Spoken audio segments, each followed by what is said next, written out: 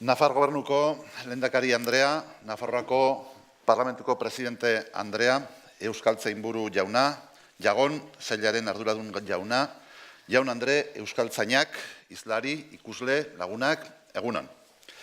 Iruñeko alkate gisa eta euskaldun gisa, benetako ohorea da gure hizkuntzaren historian mugarri izan den erakundea Euskaltzaindia gure artean izatea.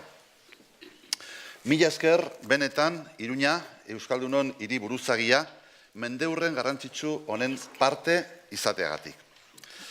100 urteren buruan, Euskararen, Euskal jendartearen egoera izugarri aldatu da, halabeharrez.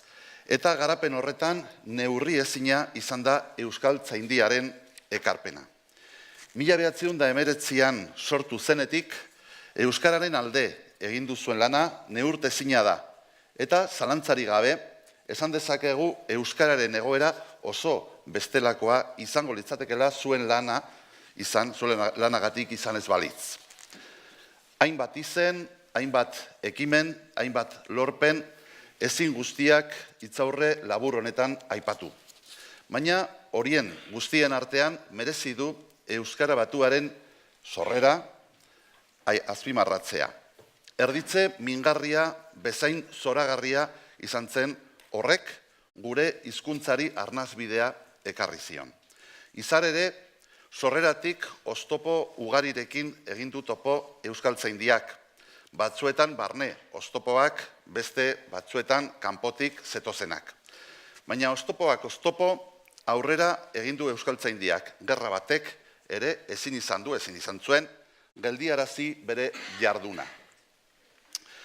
Jardun luze horretan Euskaltzaindia ez da bakarrik egon. Euskalgintzako eragileak eta erakundeak alboan izan ditu batzutan gertuago, beste batzutan urrutiago izan bada ere. Iruñeko udalak ideologia eta interesetatik haratago, Euskararen ezagutza eta erabilera bultzatzeko konpromiso irmoa du.